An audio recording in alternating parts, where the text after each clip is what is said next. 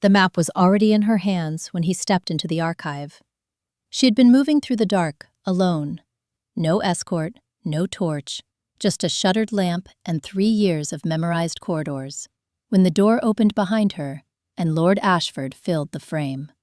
Enemy intelligence spread across the reading shelf.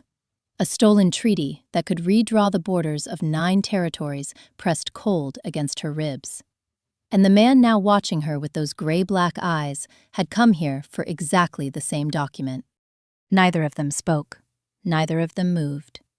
She had trusted him, had stitched his wounds with her own hands, worked beside him in candlelight, let herself believe, for the first time in 3 years of invisibility, that someone was finally seeing her. But what if he had been watching her all along for a very different reason? What would a man like Caeden Ashford be willing to sacrifice to get what he came for? And was Elara already part of the price? Watch to find out what happened in northern England, 1147. The great wolf packs rule the land as feudal lords, each territory a fiefdom, each alpha a king in miniature. Above them all sits the Alpha King, sovereign of 9 territories, whose word is law from the gray cliffs of the northern coast to the chalk valleys of the south. The mate bond is both mystical and binding. When 2 wolves are fated, the male's eyes shift from their natural color to molten gold. It cannot be manufactured. It cannot be forced. It simply arrives. Or it does not.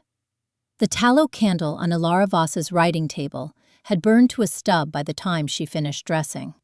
She stood before the cracked mirror in her tower chamber, the East Tower, the forgotten one, where the wind found every gap in the stonework and the servants never quite managed to clean, and looked at herself without ceremony.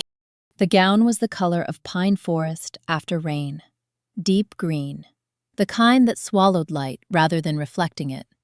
She had chosen the fabric herself from a Flemish merchant 6 months ago, paid for it in silver coins saved from the household accounts, and stitched it in the late hours when the rest of Crane Castle slept.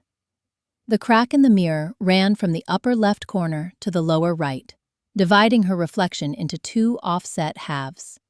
She had grown accustomed to this. 2 years ago, during the Black season, after Lord Aldric returned from the campaign at Blackmoor, hollow-eyed and wound so tight that a wrong word could snap him, he had put his fist through the glass in this very room. Not at her, not at anything. Simply at the air, at the walls, at whatever it was that lived in his chest and would not leave. No one had replaced the mirror. No one had dared suggest it. Elara had simply learned to look at herself in the piece that remained.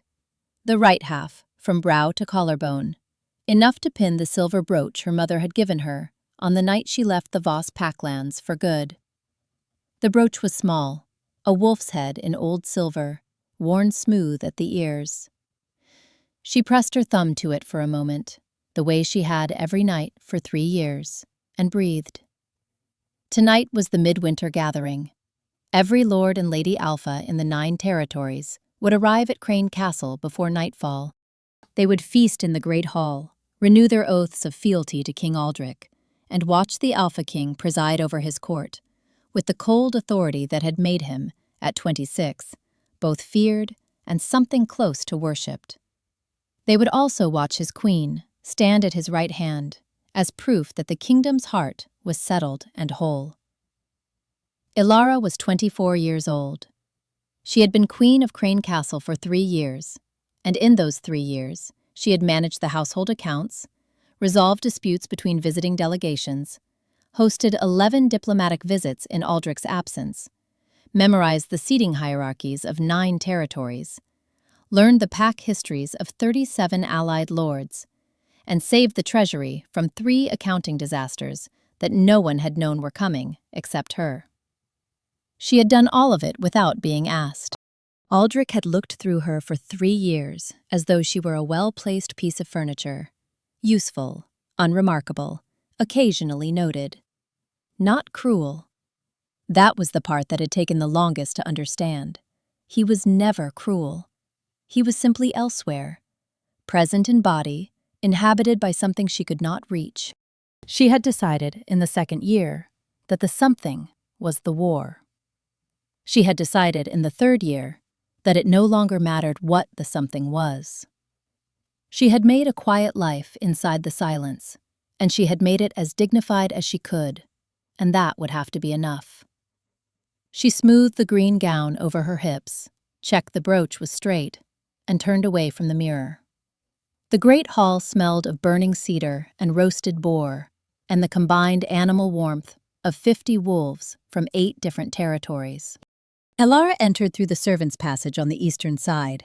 She always used this entrance because it deposited her directly behind her chair at the high table, without requiring her to walk the length of the hall and be not quite noticed by everyone along the way. She smoothed her expression into something pleasant and composed. The face she wore the way other women wore jewels, and took her place. She knew most faces. Lord Prentice of the Westmore pack, already on his 2nd cup of wine and speaking to no one. Lady Cora of Fenwick, whose smile never reached her left eye.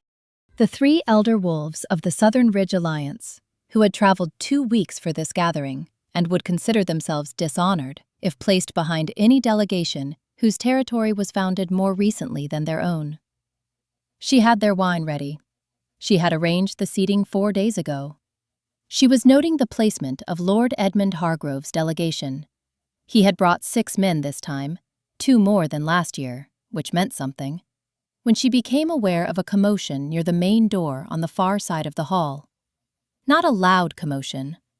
Something quieter than that.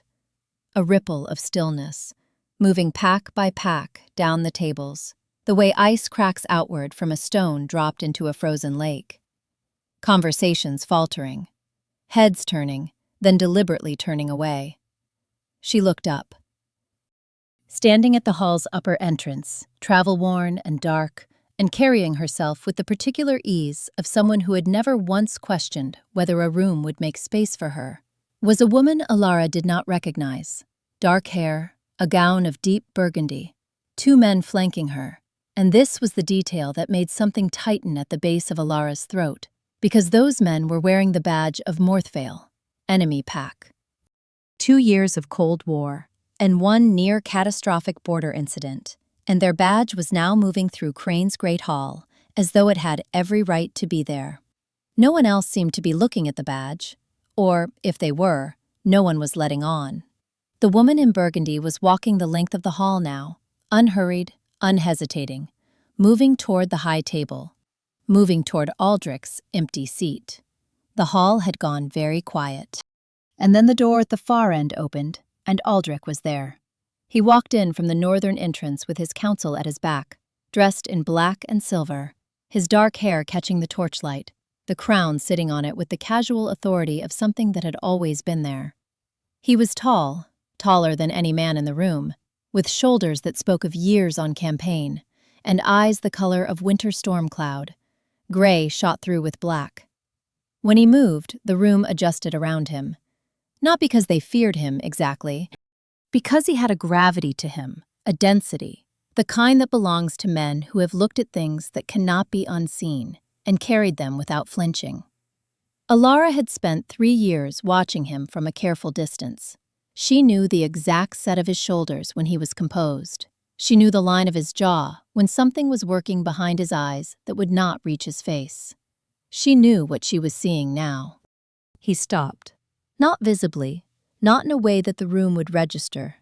His stride continued, his chin stayed level, his counselors did not trip over his heels. But something had locked in him, deep and sudden, the way a chain catches on its last link. His gaze had found the woman in burgundy. Isolde. He said it quietly, almost carefully, the way a man says a name he has not permitted himself to say in a long time. And in that moment, 3 years of careful watching paid out its accounting. Elara set down her wine cup. Her hands were steady. She was proud of that. Isolde inclined her head toward Aldric with an intimacy that had no business in a formal ceremony. The 2 Morthvale men took a step back. A practice step, the choreography of a well-rehearsed entrance. A woman who arrived with enemy pack escorts and commanded a hall's silence, was not a woman who had come for sentimental reasons. Elara pressed her palms flat on the tablecloth and breathed. Cedar smoke, roasted meat, the mingled animal warmth of the hall. Under all of it, clean and cold and clarifying, the smell of something she had been refusing to name. Nobody looked at her. That was, in the end, the worst of it. Not that they stared, but that no one looked at all, as though she had already been erased. She was thinking about the green gown, about 6 months of carefully saved coins, about what it felt like to have believed, quietly and stubbornly, that this place could become hers if she was only patient enough, capable enough, good enough. She was thinking about all of this when she became aware that someone was looking at her. Not at Isolde, not at Aldric. At her. He was seated at the lower table, 2 rows back from the dais, in the position assigned to the Ashford delegation, the easternmost territory, bordering the northern reaches where the pine forests grew dense and old. She registered him without meaning to. Broad-shouldered, dark-haired, perhaps 28, dressed in the charcoal traveling clothes of someone who had ridden hard and recently. A silver clasp at his cloak, his food untouched.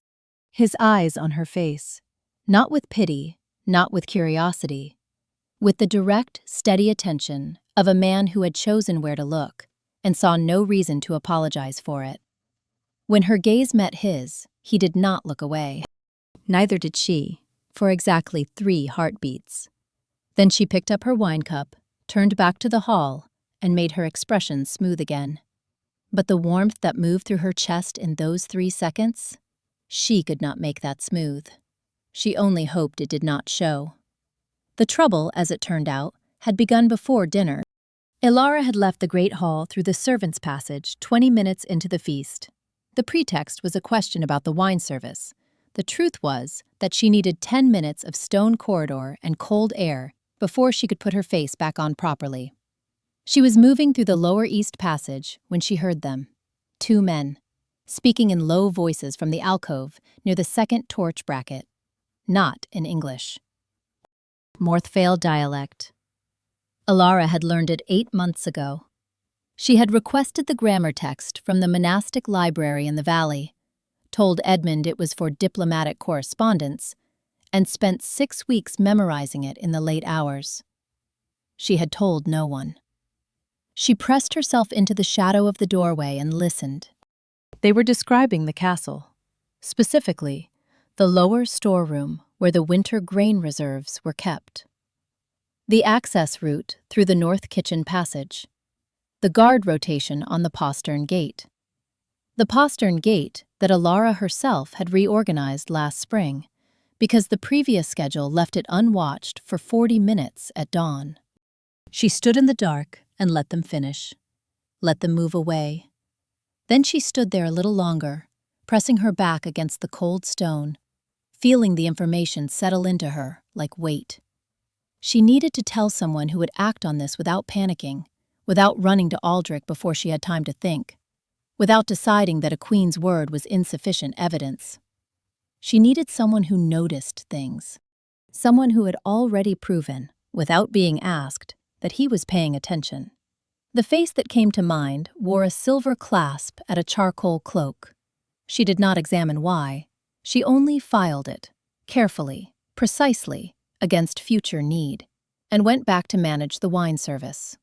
She found him by accident, which was the only kind of accident she allowed herself. The east corridor, after midnight. She was moving quickly, carrying a small cedar box of medicinal supplies she had collected from the still room for a kitchen maid who had burned her hand at the spit. The girl had refused to say anything during service, and Elara had noticed the way she held her wrist. When she nearly walked directly into the man coming the other way, she stopped. He stopped. He was taller than she had registered from across the hall. That was the first thing, the ceiling-to-shoulder proportion of him, the way he occupied space with a completeness that was not aggressive but was entirely certain. He was holding his right hand slightly apart from his body. In the torchlight, she could see the dark line across his palm, a clean cut, the kind a snapped leather rain leaves when a horse shies in bad weather. "Hold still," she said. It came out with rather more authority than she had intended. She felt him consider her, not the way Lord Prentice considered women, which was a quick assessment for threat level and social utility, but genuinely, with his full attention, as though she were an interesting document he had not seen before. "You're the Queen, yes. Hold still." He held still. She set the cedar box on the broad stone sill of the nearest window alcove, opened it, and found the linen strips and the tincture of bitterroot. When she reached for his hand, he gave it without resistance, and she felt, before she was prepared for it, the warmth of his palm against her fingers. She had been cold for 3 years in this castle, in the way that goes past temperature. This was warm, genuinely, immediately warm, the heat of a man whose blood still remembered a hard ride in cold weather. She focused on the cut. The tincture stung, and he did not flinch. She worked quickly, the way her mother had taught her on the farm, before the farm was sold and the treaty was signed, and everything changed. "You do this well," he said. "I've been doing it since I was 8. She pressed the linen to the cut with perhaps more force than was strictly necessary. "Don't hold a sword grip in the next 2 days." "I was planning to hold one tomorrow." "Then plan differently." A pause. He was looking down at the top of her head. She could feel it without seeing it, the particular quality of being regarded by someone who was actually looking, not performing the act of looking. "Who taught you medicine?" he asked. "My mother. She was a healer in the Voss territory." She tied off the bandage with a double knot. She said every woman should know enough medicine to save at least one life. It was practical advice. "It sounds like something my grandmother would say." She looked up then, because the comment surprised her. It was not what powerful men said to queens in formal corridors. And this man was clearly powerful. And he clearly knew it. And he was clearly not performing the careful social speech that came with the knowledge. He was looking at her. Gray-black eyes, the kind that caught light at an angle and held it. A jaw that suggested patience and stubbornness in equal measure. There was a scar at the left side of his chin, thin and old, from something that had healed a long time ago and been forgotten. "I'm Elara Voss," she said, "Queen of this castle. Caeden Ashford, Lord of the Eastern Territories. I apologize for not recognizing you immediately." "No one recognizes me immediately." She picked up the cedar box, closed it, held it against her chest. "It's been 3 years. I've grown accustomed." Something moved in his expression. Not pity, which would have closed her face immediately. Something more precise. A calculation being updated. "I'll find you tomorrow," he said. "There's something I need to discuss." "About the gathering?" "About the men your husband's guest arrived with." The cedar box was very still in her arms. "You noticed the badge," she said. "I notice most things." He looked down at his bandaged hand, then back at her, direct, unhurried, as though he had nowhere more important to be. "Apparently not as quickly as you do." She left before she could examine the particular quality of warmth that was moving from her fingertips toward her wrist, following the path of where she had touched him. Behind her, she was almost certain he watched her go. He found her before she found him.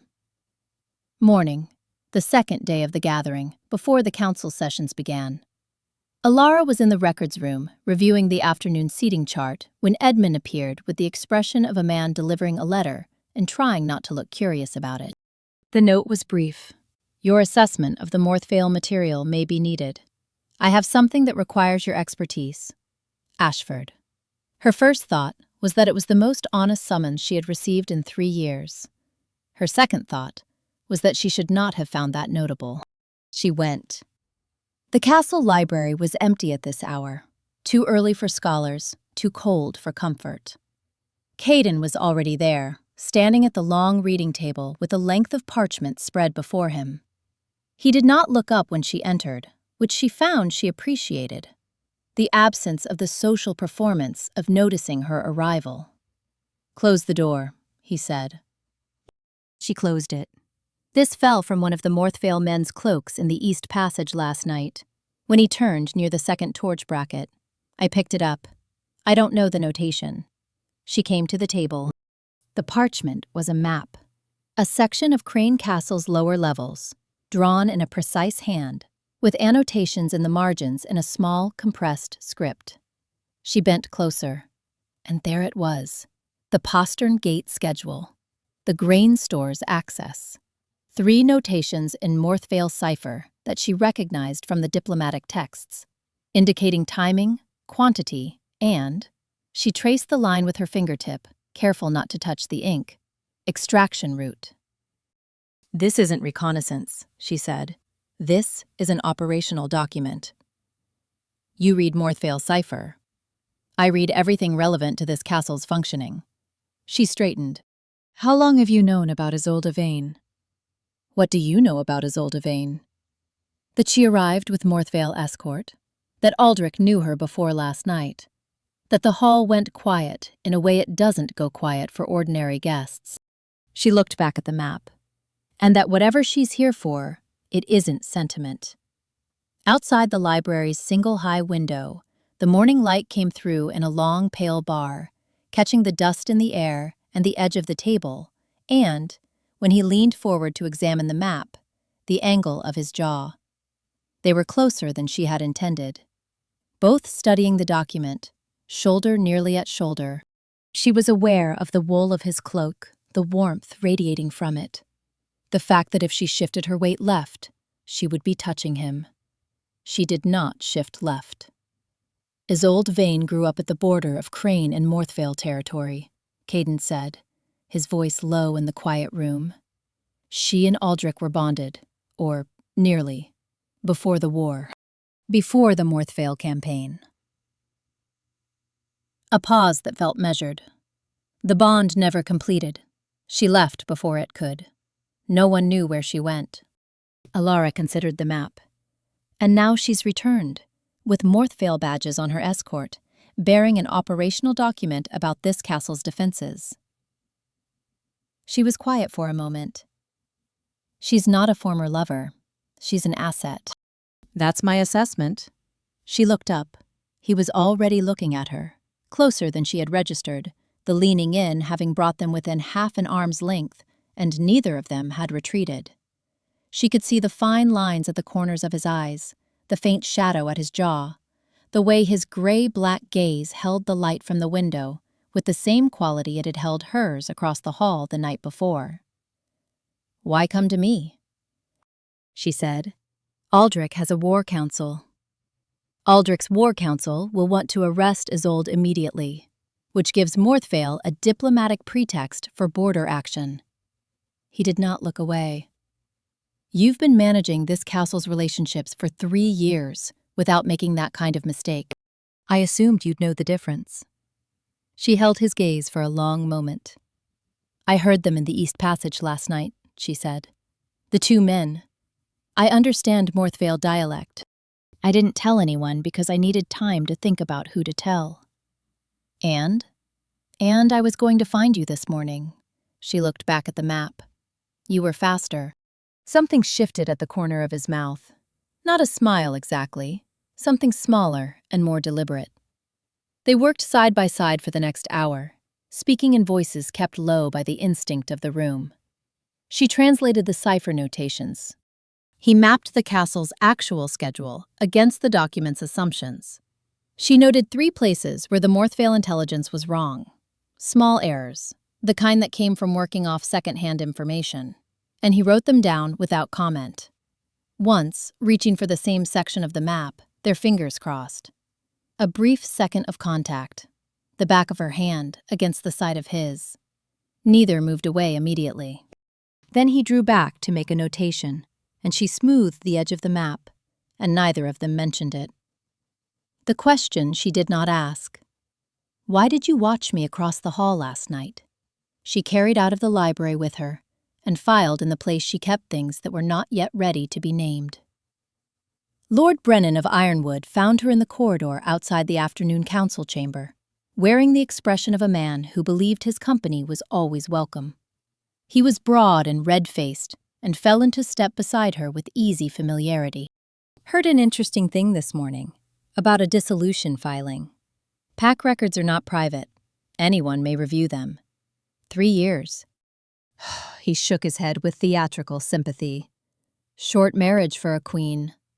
Former queen, in 3 days. Currently just a wolf, managing the final session of a gathering. She did not slow her pace. A wolf without a lord. He stepped slightly ahead of her, not quite blocking, but close enough that stopping would look like she had stopped for him. Ironwood would be a considerable improvement on your current prospects. She stopped walking. He had expected her to keep moving. She could see it in the slight forward lean of his body. She turned to face him squarely and had the small satisfaction of watching him recalibrate. "I'm going to stop you there," she said. "Lady Voss, I only mean—" "There's also the matter of your father's debt," he said, and his voice changed, the theatrical sympathy replaced by something with edges. Everything stilled. 300 silver marks. Borrowed from Ironwood accounts 4 years ago to cover the Voss pack's winter shortage. The note comes due in spring. He tilted his head. "I imagine the northern packs are already stretched thin." She kept her face composed. Her pulse was doing something she would not let him see. "How much to forgive the note entirely?" "Oh, I'm not interested in silver." His smile was its own answer. 3 days, she said. "I beg your pardon?" "Give me 3 days, then I will give you my answer." He considered her, made his calculation. Decided he could afford to be generous. 3 days. She walked away at the same pace she had been walking. She did not let herself hurry until she turned the corner and the corridor was empty. 300 marks. Spring. Her father ill, the packlands already thin, Mara still unpledged. She was so deep in the arithmetic of it that she nearly missed the figure standing in the alcove 3 doorways down, leaning against the stone, arms crossed, with the exact stillness of a man who had been there for some time and had heard most of it. Caeden did not say anything immediately. He looked at her face. "Your father is ill," he said. Not a question. She breathed in, out. "Since last autumn." "Edmund told you." "This morning. I wasn't certain whether to mention it." "You should have said." A pause. Something moved in his expression. Careful, considered. "You're right. I should have." He straightened from the wall. "I'm sorry." She looked at him. 3 words. No qualification, no redirect toward the larger point, no careful social buffer. Just, "I'm sorry." She did not have a name for what moved through her chest then. Something unfamiliar. Something that had to do with the last 3 years, and how rarely anyone had given her something so uncomplicated. "The debt is real," she said. "Brennan isn't bluffing." "No." He was looking at her steadily. "But I have a proposal that addresses it, among other things. May I tell you after this evening's session?" "Yes." And then, because she was being honest, "I was going to find you regardless." This time, the corner of his mouth moved definitively upward. Brief, warm, gone before she had finished registering it. She came to Elara's chamber mid-morning of the second day, dressed simply, her dark hair loose around her shoulders. She looked around the room, the narrow bed, the cracked mirror, the writing table with its careful stacks of correspondence, with an expression that said she had expected something larger and was revising. Then she looked at Elara herself, and her expression became something harder to read. "You filed the dissolution this morning," she said. "I did." "That was fast." "I've been thinking about it for some time. Your arrival was clarifying." Elara folded her hands on the writing table. "Not causal." Isolde moved to the window. Outside, the ridge pine forests were dark against a gray sky, the first light snow of the season coming down in thin threads. She was quiet for a moment, a woman assembling something she had been carrying alone for too long. "I need you to understand something," she said finally. "I didn't come back because I love Aldric. I came back because Morthvale sent me. and because I had no choice. She stopped. Started again with a different voice, lower, stripped of performance. And because I told them I could do this without anyone getting hurt. And can you? That depends on what I find. She turned from the window, and her eyes were direct and tired and complicated. In the way of a woman who has been playing a part for so long, the edges have started to fray. The castle has something Morthvale wants. Not the grain stores, not the postern gate. A treaty document, signed 20 years ago between Lord Caeden's father and the Morthvale Elder Council. A treaty that would, if it came to light, invalidate the current border settlement and give Morthvale legal claim to the eastern passes. Elara was very still. How long has Morthvale known about this document? 3 years. They've been waiting for an opportunity to retrieve it without triggering open conflict. And the opportunity is this gathering. And me.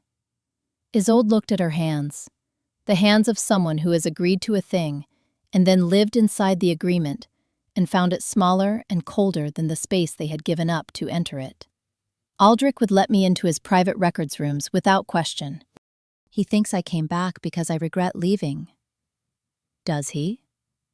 A long pause. He wants to believe it. There's a difference. Elara looked at the woman across the room and felt something that was not sympathy exactly, but was adjacent to it. The recognition of someone doing what they had been told to do, in a box too small for who they actually were. Leave the document where it is, Elara said. Tell Morthvale you couldn't find it. They won't believe me. Probably not. But you came here to warn me. She held Isolde's gaze, which means part of you has already decided something.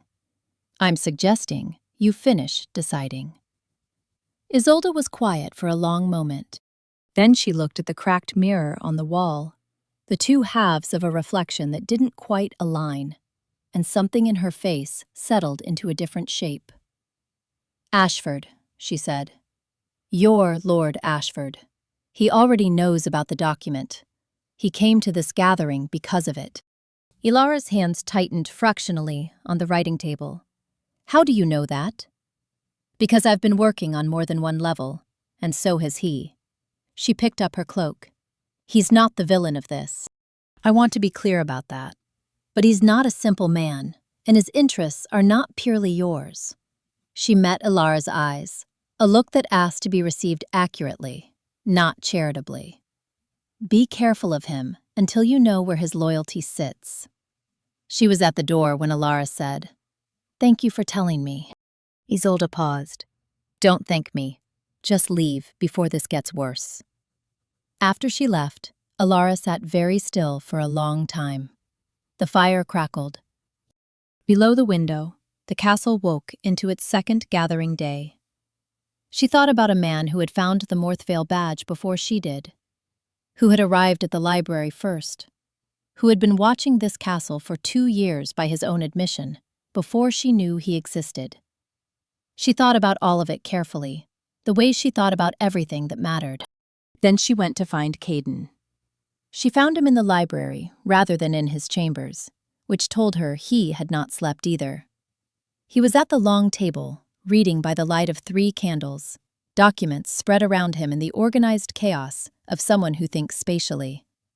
He looked up when she pushed the door open.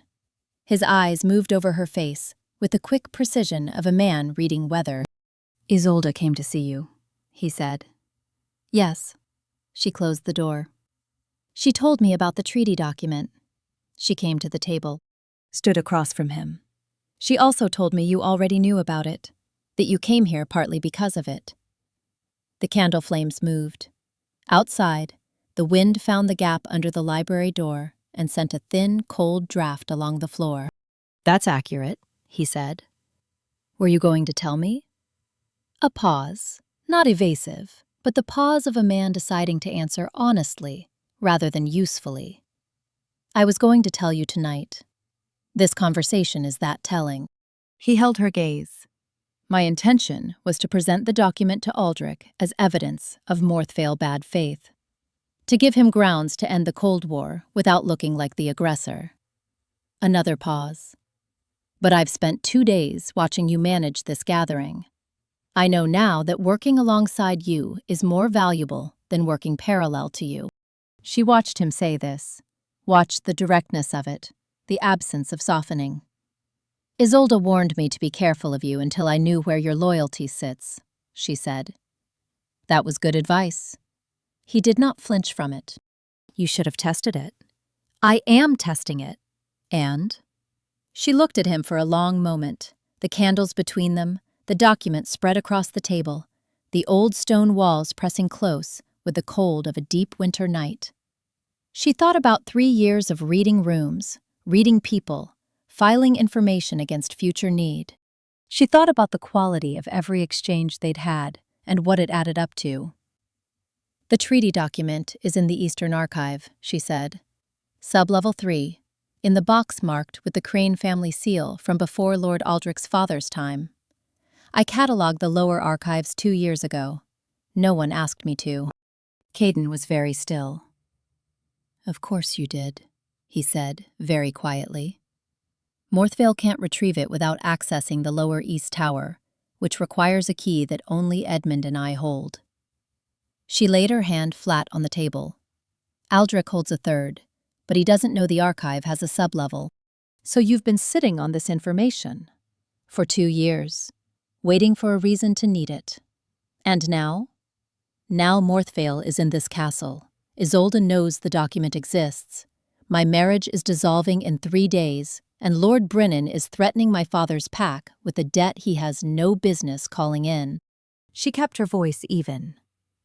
I'd say I have several reasons. He stood, slowly, deliberately, the way a large and careful man moves in a small space. He came around the end of the table, and she did not step back. She had made that decision at some point, without quite knowing when.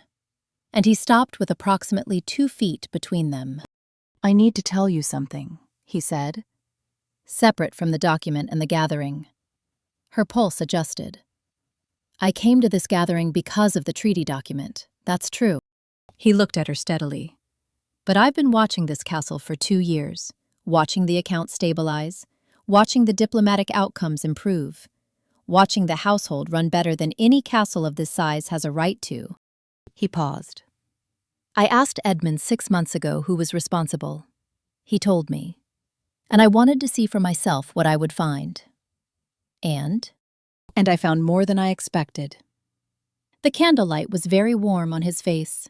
The room was very quiet. You've spent 3 years in a castle full of people who looked past you. I'd rather you knew, from the beginning, that I was looking. The thing that moved through her chest then had no clean name. It was not the flutter of a young girl's first infatuation. It was something older and more complicated. Something with 3 years of careful silence behind it. Something that understood the weight of what it was responding to. She held his gaze and felt, for the first time in a very long time, that she did not need to compose her face. The document, she said. We need to move it before dawn. Yes. He did not move immediately. We do. You'll need Edmund's key. I'll bring mine. I'll meet you at the East Tower stairs in an hour. She turned to go. At the door she stopped. Not because she had forgotten anything, but because something wanted to be said, and she had decided she would not continue the practice of leaving true things unsaid. The Morthvale men described the postern gate schedule accurately, she said, her back still to him. The schedule I redesigned last spring. Their information came from inside this castle. Who else knew about the redesign? Edmund, myself, and Isolde, if she had access to the household records before last night. She turned her head slightly. I'm telling you this because you said you wanted to think alongside me. I do. Then think about how current her information was, and what that means about when she made her decision to warn me. She left him with that and heard, before the door fully closed, the specific sound of a man exhaling through his nose and immediately pulling another document toward him. The East Tower, at the 2nd hour past midnight, was cold enough that her breath preceded her up the stairs in small, pale clouds. Caeden was already there with a small iron lamp, the kind that could be shuttered quickly. He handed it to her without words. She took it. Their fingers did not quite touch this time, which was somehow more noticeable than when they had. The sub-level of the Eastern Archive was a single room, low-ceilinged, smelling of old parchment and river chalk, and the particular damp of stone that has been undisturbed for decades. Elara moved through it with the sureness of long familiarity, counting shelves from the left until she reached the third alcove. The box was exactly where she had last seen it. Dark wood, the crane seal in old wax on the lid. She lifted it down, set it on the narrow reading shelf, opened it. Inside, beneath 3 other documents whose contents she had also memorized, was the treaty. She handed it to Caeden. He read it in the lamplight, and she watched his face, the specific attention of a man processing legal language quickly and thoroughly. His jaw tightened slightly at one point, then relaxed, then tightened again. "This is worse than I thought," he said quietly. "How bad?" "If authenticated and submitted to the Continental Council, it gives Morthvale legitimate claim to the Eastern Passes. Not just the disputed sections. All of them." He looked up. "The Eastern Passes are how Ashford territory accesses the sea routes." She held his gaze. So this was never just a crane problem. No. He looked back at the document. It never was. She had known the shape of this, had felt it over 2 years of keeping this document's existence as quiet knowledge. The knowing did not make it easier to hear stated plainly. "We take it tonight," she said. "I transfer it to a courier bound for my father's lands under my family seal. That holds its status as pending review, and it disappears from Crane Castle before Isolde or Morthvale can retrieve it. Tomorrow, Ashford raises the Morthvale intelligence through official council channels. Isolde leaves empty-handed. The crisis is managed." Caeden looked at her. "You've been planning this." "I've been thinking about it." "There's a difference." She met his eyes. "You supplied the missing piece. What Ashford loses if the passes change hands. That changes what we can ask for in exchange." "What are you asking for?" "My father's debt to Brennan, cleared. Ashford backs the request directly." She kept her voice level. "Brennan won't refuse the Eastern Lord. He's terrified of your territory's trade access." Caeden was quiet for a moment. Not calculating, but something more careful. The look of a man whose understanding of a situation has just shifted on its axis. "Done," he said, "without condition. I'm not asking you to do it for free." "I know." He folded the treaty carefully, exactly as she had found it. "I'm doing it anyway." She took the document from him. Their hands met over it, genuinely met, fingers overlapping on the parchment, and neither of them pulled back immediately. The lamp between them threw warm light upward. The room smelled of old stone and old paper and the winter cold, and his hands were warm against hers. "Caeden," she said. "Elara," he said. 2 names in a cold room. No more than that. But she felt them land in her chest like the first real thing she had been given in a very long time. She pulled her hands back, tucked the document inside her gown against her ribs where it would be safe and hidden, turned to the shelf to replace the empty box. Neither of them moved toward the door for exactly 3 more seconds. Then she picked up the lamp and he held the door, and they went. She told him herself. Not the full truth, not the document, not Caeden, not the full scope of the plan that had crystallized over the long night. But enough. She had heard the Morthvale men in the East Passage. She had understood what they were describing. She was dissolving the bond and leaving at the gathering's end. But before she left, she wanted him to know. Aldric listened without interrupting. He had that quality. It was one of the things she had always respected about him, of receiving information without deflecting. His face gave very little, but she had learned to read the small things. The slight tension at his left brow, the way his hand went still on the desk. "You've known for 2 days," he said. "I needed time to assess the situation." "You should have come to me immediately." She looked at him steadily. You were occupied. The word landed with a precision she had not entirely intended. His jaw tightened. He looked away and then back, and there it was, the thing she had seen only once before, in the aftermath of Blackmore. The look of a man confronting an accurate assessment and finding no defense against it. Isolde, he said. She told me what she was here for. She also told me she no longer intended to carry it out. Elara folded her hands. Whether that's true, you'll have to judge for yourself. What I can tell you is that the two men who arrived with her are still in the castle, and they will try to access the Lower East Archive before the gathering ends.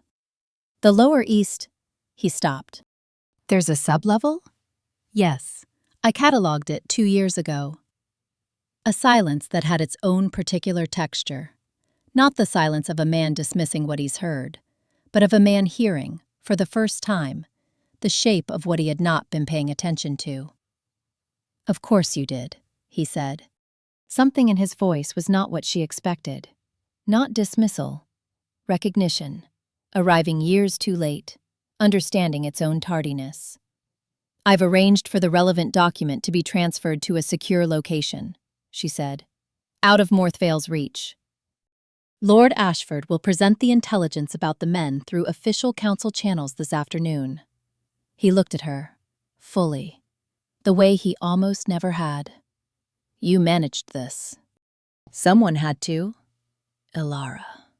His voice was lower, the voice of a man saying something that costs him. I was not present for most of our marriage. I know that. There are things from the campaign that I have not been able to. He stopped, reorganized himself. That is not your fault, or your failure.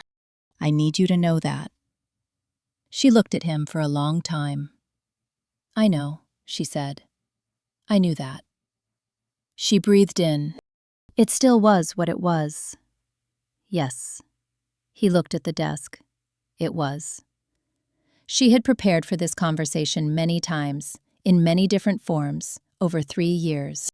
She had prepared for coldness, for reasons, for the careful composure that can hold a person at arm's length indefinitely. She had not prepared for this. A man looking at his own failure without flinching and finding nothing useful to say about it. She felt, not forgiveness, not yet, but the loosening of something that had been pulled tight for a very long time. There are 3 members of the kitchen staff, she said, whose names I left with Edmund. They've worked here for years without adequate acknowledgement. I'd ask you to look at that. He stared at her. You're leaving and someone should have looked at it years ago. I'm asking you to look at it now. She stood. The dissolution will be formal in 3 days. I'll leave after the final session. She paused at the door. I hope you find your way back to yourself, Aldric. I mean that. She left before she could see his expression. Some things were said and done, and sitting with them was not her work anymore. Isolde left quietly. She came to Elara's chamber at dawn on the final day, dressed for travel, her expression composed in the way of someone who has made a decision and arrived at the relief that follows it. It's already gone, isn't it? She said. Yes. Morthvale will know I failed. Morthvale will know their document is no longer accessible, and their intelligence operation has been exposed through official channels. Elara poured a cup of water and set it on the table, the small hospitality of the gesture deliberate. That's different from knowing you specifically failed. The information could have come from a dozen sources. Isolde looked at the cup of water, picked it up. You're protecting me. I'm being accurate. A pause. Something in Isolde's face softened, just slightly, the relaxation of a woman who has been carrying a performance for a long time and has set it down for a moment. He never loved me the way I needed, she said. Aldric. I left because I knew it, and I couldn't stay and watch it stay the same. She looked at her hands. And then 10 years later, Morthvale offered me a way back in. A purpose, a reason. And I told myself it was only business. Elara was quiet. I made contact with the household staff first. That's how I knew about the postern gate schedule. Isolde's voice was flat and honest now, stripped of all concealment. A kitchen maid. She didn't know what she was telling me. I asked careful questions, and she answered because she was proud of the improvements. She met Elara's eyes. I thought you should know that.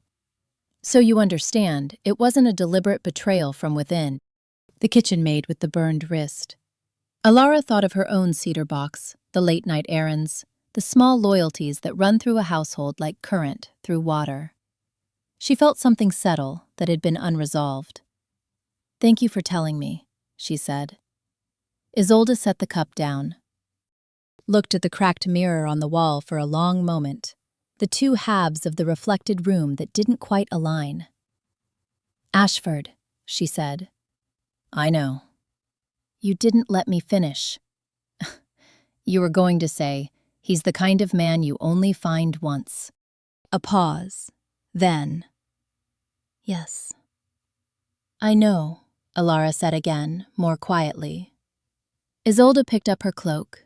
At the door, she paused one last time. For what it's worth, you were never invisible. Some of us just had our eyes pointed the wrong way. She left before Elara could find a response that was both honest and dignified. Below the window, the sounds of horses being readied in the courtyard, Isolde's party and the two Morthvale men, escorted to the eastern gate with quiet efficiency by Edmund and 3 of Aldric's guard. Elara opened the cedar medicine box. Inside, among the tinctures and folded linen, was the unused length of bandage she had been keeping, without fully acknowledging that she was keeping it. The kind of object that becomes a marker without permission. She folded it carefully and put it back. She left at dawn on the day after the gathering ended. Edmund tried to arrange an escort. She declined, gently and absolutely. She rode the North Road alone, the way she had ridden most things in the past 3 years, competently, in silence, with the full weight of the landscape for company. The winter forest closed around the road as she climbed out of the valley, pine dense and dark, the ground frozen hard under the horses' hooves, her breath and the horses making twin clouds in the morning cold. The sky was the particular gray of early winter that could not decide whether it was cloud or light. She thought about the treaty document, now in the hands of her father's pack steward. She thought about Aldric in his study, looking at the wall. She thought about the kitchen staff, whose names were now in Edmund's record book. She thought, less organized, less manageable, about a man who had found the Morthvale badge before she did, and had come to her anyway. About the warmth of his hand in a cold corridor. About, I'm sorry, said plainly, without reservation. About, I was looking. 3 hours north of Crane, she heard hoofbeats. She did not draw rein. She listened to the rhythm, a single horse, traveling fast, the urgent canter of someone covering ground with purpose. And she kept her eyes on the road and her breathing even, and did not let herself calculate what it meant. The hoofbeats slowed as they approached, came alongside. You leave early, Caeden said. I said I was leaving after the final session. She kept her eyes on the road ahead. The final session was yesterday. He brought his horse to match her pace. He had ridden hard.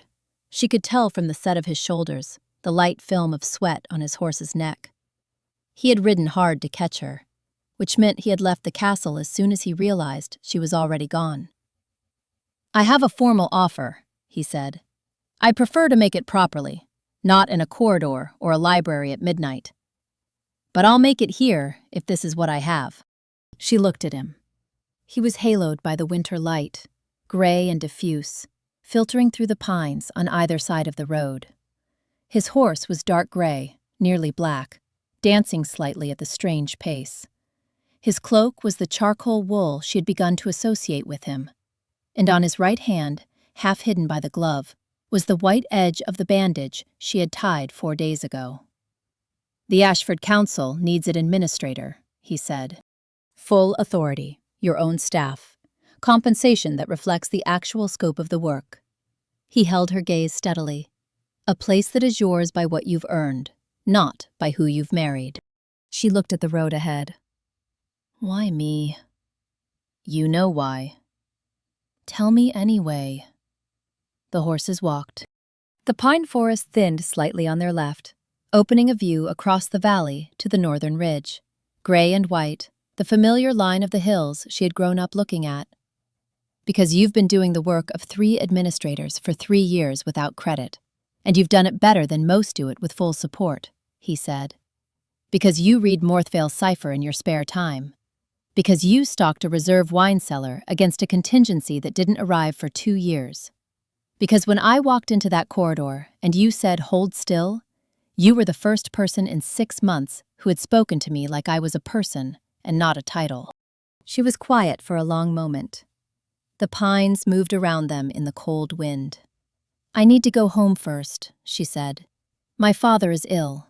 My sister is waiting. I need to go north before I go anywhere else." "Of course. And I'll need to see the territory before I agree to anything. I won't manage something I haven't walked." "I expected that." He shifted in the saddle, looking at her with the direct steadiness that she had stopped trying to deflect. "Come north when you're ready. I'll meet you at the border myself." She looked at him. The charcoal wool and the silver clasp and the gray-black eyes and the old scar on his jaw and the bandaged hand holding the reins with easy competence. The man who noticed. The man who found the good wine. The man who said, "I'm sorry," like it was the simplest thing. "There is one more thing," she said. "Yes?" "The linen strip, the one I used to bandage your hand the first night." She kept her eyes on the road. "Do you still have it?" A pause. A very small one. "Yes." "That's a strange thing to keep." "I've been told I have strange habits." "By whom?" "Mainly by myself." The corner of her mouth moved. She did not let it become a full smile. But she felt it, and she suspected, from the quality of the silence that followed, that he did too. "Go home," he said. "See your father. Tell your sister everything." He pulled his horse to a gentle halt. "I'll be waiting." She did not look back. But she listened, and she heard him sit there, unmoving, until the sound of her horse was absorbed entirely by the trees. The Voss packlands were exactly as she had left them. Small, cold, honest in the way that places are when they have no ambition to be anything other than themselves. Her sister Mara came out of the house before Elara had even dismounted. 20 years old, their mother's eyes, a directness that cut through pretense like a winter wind. "How bad?" she said. "Not bad. Finished." Mara took the horse's reins. "Inside." "There's soup." Their father was thinner than she had expected, but his eyes were clear. He listened to her tell the whole of it, the gathering, Isolde, the document, the dissolution, the debt, without interrupting, in the particular silence of a man who had learned that listening was its own kind of help. When she finished, he asked 3 questions. About the nature of the administrator position, about the territory's political stability, about the terms. She answered each precisely. Then he asked, "And Ashford himself?" She looked at him. Direct. He says the true thing without softening it. He said I'm sorry when he should have. He told me he'd been watching my work for 2 years before he told me anything else. He kept a piece of linen bandage. Her father considered this for a long moment. "That's either very romantic or very strange." "It might be both." He made a sound that was almost a laugh. "Stay as long as you need. Go when you're ready. Not a moment before, not a moment after." She stayed 3 weeks. She slept long and woke slowly, and walked the pine forest every morning until the cold had worked through her and left something clean in its place. She helped with the winter preparations. She sat with her father in the evenings. She argued gently with Mara about Mara's future. Mara, who had been on the edge of being pledged to a Westmore pack lord before the debt was cleared, and who now was unambiguously free. "I'm going to the monastic school in the south," Mara announced on the 2nd week, with the finality of someone who had been thinking about it for years and was only now permitted to say it aloud. They teach medicine, properly. Surgery, anatomy, the new texts from France. Elara looked at her sister. That costs money, she said. I know. Mara held her gaze. Do you? The first payment from the Ashford administrator contract, formal, signed, stamped with the Ashford seal, arrived 2 days later by courier.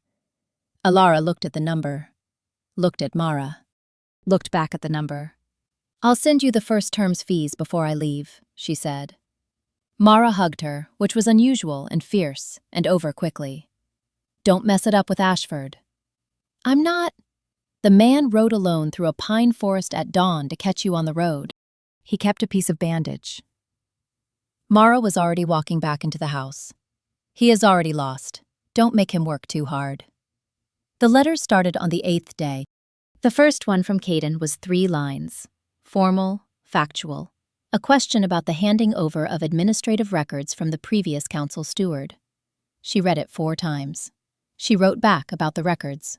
She also, at the end, mentioned that the pine forest on the northern ridge smelled of resin and cold earth in the mornings, and that it was helping. His response arrived in 5 days, extraordinary speed given the distance. He wrote about the pine forest on the Ashford border, which he said smelled similar. He wrote about a specific problem with the Southern Subpack Council that had been running unresolved for 2 months. He asked her opinion in terms that made it clear he genuinely wanted it, not as flattery, but as working consultation. She wrote back 3 pages of analysis. He replied, "This is exactly what we needed. Also, I'm glad the pines are helping. See." Mara read the letter over her shoulder. You're smiling at a letter about Subpack Council disputes? I'm smiling at competence. You're smiling at him. Elara folded the letter carefully and put it in the small box on the windowsill where she was keeping things. The letters, a cedar sprig sachet she'd found pressed between 2 pages of a book she'd brought from Crane, and the folded linen bandage she had finally admitted she was keeping. She sent word to Caeden on the 20th day. I am ready to come north. E.V. His response arrived in 2 days, which, given the distance, was frankly impossible without him having kept a fast horse on standing order. I'll meet you at the border. C. And then, in smaller writing, below the seal, the pine forest here does smell the same. I confirmed it this morning. Mara read it and said nothing, only smiled, which was worse. He was waiting at the border, exactly where he had said he would be. Alone. On horseback. In the practical charcoal wool with the silver clasp, looking like a man who had arrived at the precise time he meant to, and was not performing patience so much as simply having it. She brought her horse to a stop beside his. You came, he said. I said I would. People say many things. I do the things I say. He turned his horse, and they rode together into Ashford territory without ceremony, which suited her completely. The land opened up as they descended from the border ridge, pine forest giving way to wide valley, the brown gold of winter fields, the gray stone of a castle that was older and lower and more serious than Crane, built for function rather than impression. She could see within the first afternoon how the coordination between the 7 sub-pack territories had worked, and where it had frayed. The southern sub-pack, she said, 2 hours into riding, when they crested a long hill and 3 villages showed in the valley below. Their access to the river mills, does that cross Lord Davin's border? He looked at her. Yes, how did you? The geography. The mill access would have to cross the ridge line, and if that ridge is Devon's boundary, she gestured at the land below. That's been a dispute for years, not about the mills themselves. About the right-of-way. 2 years. And no one has drafted a formal easement because Davin won't ask for one, too much like admitting the boundary is contested, and the subpack won't ask because they're afraid it'll prompt Davin to close the route entirely. Yes. I can solve that in a week. He made a sound, not quite a laugh, but related to one, something warm and genuine that came from somewhere unguarded. I know you can, he said. The Ashford Council was 7 alphas and 1 woman, Lady Seraphina Cork, eldest, 70 years old, with eyes that had seen the entire span of the current treaty arrangements and had opinions about all of it. She looked at Elara for 2 hours, asking questions, and then leaned back in her chair. You know pack law comprehensively. You've managed 3 midwinter gatherings. You understand the difference between a precedent and a ruling. She was quiet for a moment. Why did you leave Crane Castle? Because I was good at the work and invisible as a person, Elara said. I decided I deserved both. Seraphina looked at her for a long moment. Then she looked at Caeden, seated to Elara's right. Looked at the way he was watching Elara, and read it the way she had read such things for 50 years, and chose not to comment directly. When can you start? She said. Elara had already written the first 3 weeks of priorities in her head. Tomorrow, but I'll need the sub-pack attendance records from the last 4 years first. She learned the territory in winter, which meant she learned it at its most honest. The work was hard and real and required everything she had. She made mistakes in the first month. Every new system has its particular logic, and it takes time to absorb it. And she received each mistake as data, and adjusted and moved on. The council learned her. Seraphina became something between a mentor and an ally. The 7 sub-pack lords, one by one, came to understand that she was not an agent of any particular interest, but of the coherence of the whole, which made her useful to each of them in ways that transcended faction. She was seen, not because she demanded it, because the work produced visible results, and people who are paying attention notice when things function better. With Caeden, it moved slowly. Slowly because she was careful. 3 years of not being seen had left her with a particular vigilance about hope, and because he was patient in the way of a man who understood that real consideration was worth more than pressured agreement. They worked in close proximity every day, and he had a habit of doing his own correspondence in the administrative office in the late afternoon when the light was best, which meant that most days they occupied the same space for several hours. He left notes on her desk when she was out. The southern valley had its first proper frost last night. It smells like the ridge, if you want to know. The baker in the East Village makes a bread with rosemary that you would, I think, like. I brought a loaf. It's on your desk. The council went well today. Devon signed the easement. I thought you'd want to know immediately. She collected these notes without making a ceremony of it, filed them with the other things in the box on her windowsill, and said nothing. But she began, in return, to leave small things of her own. A record she had organized that he would need. A reference text with the relevant page marked. Once a small carving of a pine tree she had found at the market in the valley village. No note, just the carving. He put it on his desk. It was still there 6 weeks later. The night of the great rain came in early spring, when the snowmelt flooded the lower courtyard, and water began finding its way through the roof of the records hall. Elara was first to notice. She had been working late, as she often was, and she went to find Caeden without thinking. They moved the records together through 3 hours of cold rain, carrying armloads of bound documents through the castle's internal passages to the dry upper gallery. By the first hour, they were both soaped. By the second, they had stopped talking except in the shorthand of people doing physical work and coordination. This shelf next, the bound volumes first, watch the step. And something in the wordlessness of it was comfortable in the way of recognition. In the small upper storeroom where they stacked the rescued documents, the single candle threw long shadows. The room smelled of wet wool and cedar, and the dusty dryness of old parchment. He was close.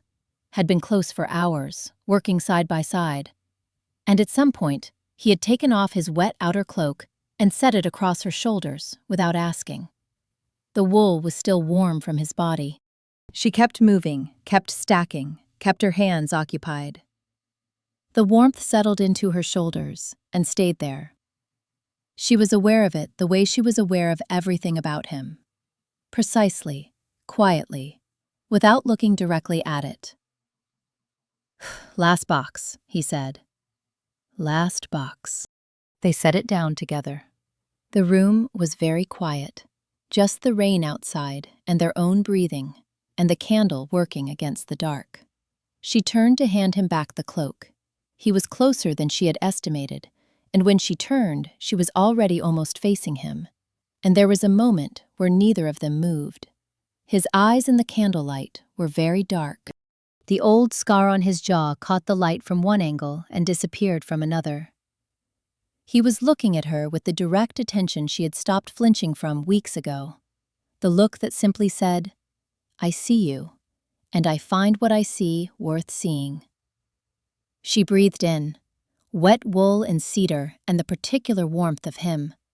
She stepped back, not because she wanted to, because she was careful, and careful was the thing that had kept her intact through 3 years of not being seen, and she was not yet ready to stop being careful entirely. He let her step back. He did not reach for her or follow. He simply watched her, and in his face she saw, not frustration, not disappointment. Something patient and certain. A man who had already decided and was content to wait for her to arrive at the same place in her own time. "We should check the south hall," she said. "The tiles there have been loose since autumn." "Yes," he said. "We should." He opened the door. She walked through it. And just before she turned down the south passage, she felt the warmth of him very close at her back, not touching, just present. And then the space between them was ordinary again. She did not sleep that night, but this time it was not from grief. Spring came to Ashford late and all at once, the way it always did in the north. Weeks of hard gray cold, and then one morning the valley below the castle was green, and the wildflowers had appeared in the meadow along the border road while no one was watching. They were small and yellow, a variety she did not know the name of, growing in dense patches along the northern fence line. She had noticed them 3 days ago. She had not said anything about them. She was reviewing the summer delegation schedule in the records room when Caeden came in. He set something on her desk, a small bunch of yellow flowers wrapped at the stems with a piece of cord. She looked at them and then at him. "They don't mean anything specific in the language of flowers," he said. "I checked." She looked at the flowers. Field flowers, the kind that grew without intention. Why did they look like they mean something then? "Because I walked out of my way to get them."